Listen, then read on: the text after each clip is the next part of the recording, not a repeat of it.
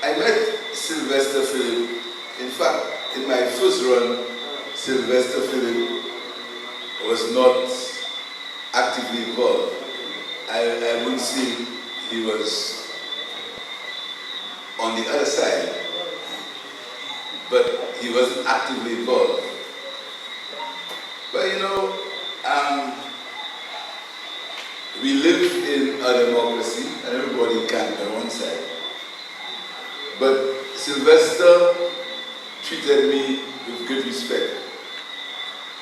Prime Minister Philip J. Pierre remembered Sylvester Phillip, a former teacher and administrator, as a progressive thinker he admired deeply despite their initial political differences. Phillip, a devout Catholic and decorated MBE, died on November 28, 2024. He was best known for his quote, The Open School and quote column in the Voice newspaper, where he shared his views on national issues, including government programs and community concerns, aiming to educate readers. At a memorial gathering, Prime Minister Pierre suggested compiling Phillip's columns into a book.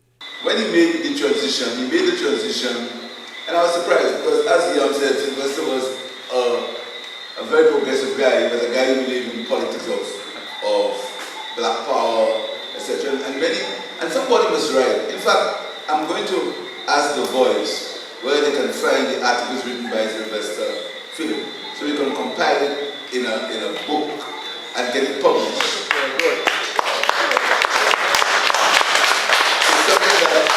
Have to do, because I was going through, as my secretary go through the Voice for me and find a few articles of Sylvester Phillip to show where the guy's mind was, the intellectual he was, and where his mind was. Prime Minister Pierre, reading from the late EDUCATOR's newspaper columns, pointed out that Phillip strongly supported common policies.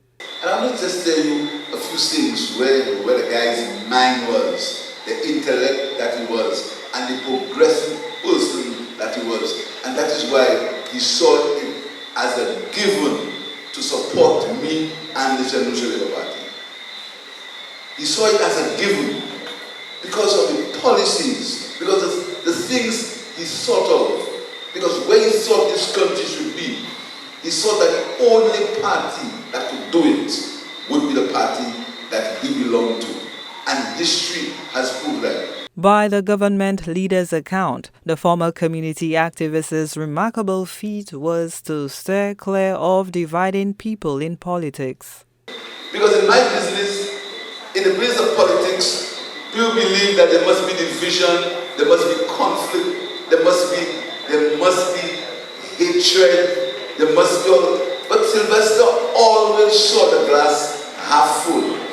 He always encouraged, and in the constituency group, when there was division, Sylvester always entered and said, "Let there be peace."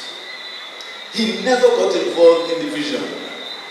The Castries East MP also praised Mr. Phillip for digging deeper into issues instead of just assuming things. This business is a very lonely business.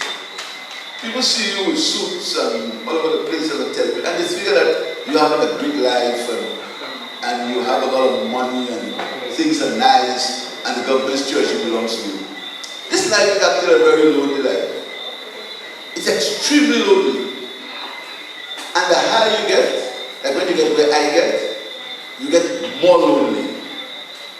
And you need people who will accept that you are a human being, who will accept that you're not perfect, and who will give you sometimes the benefit of the doubt.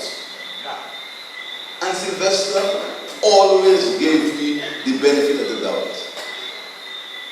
He never thought that I would go deliberately to do something wrong. He never thought so.